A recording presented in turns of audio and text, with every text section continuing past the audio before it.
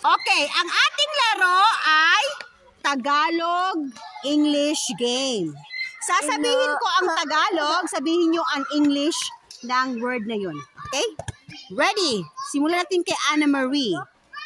Tinapay. Ano sa English ang tinapay?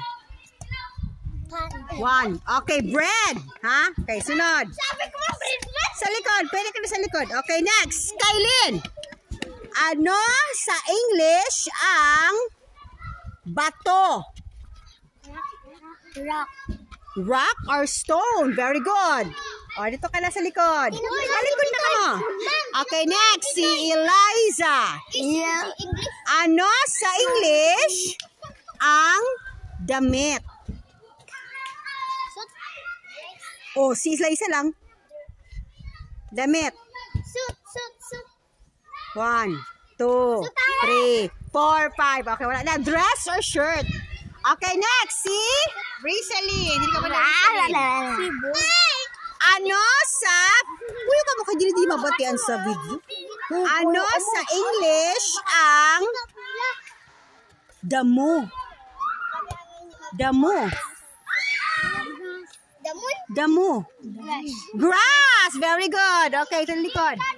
Okay, si Fiona. Di nyo pagsabihon ng answer. Bawal sabihon. Dapat sinilangan maisip. Okay, ano sa English ang ginto? Very good. Hana, ano sa English ang chocolate?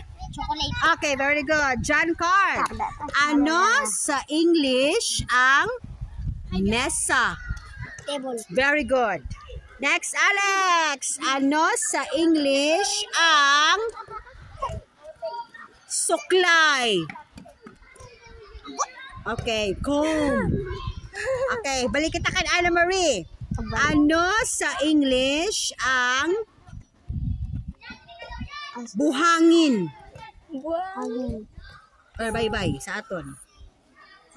1, 2, 3, 4. Sand!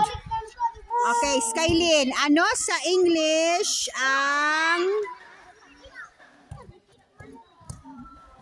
puso?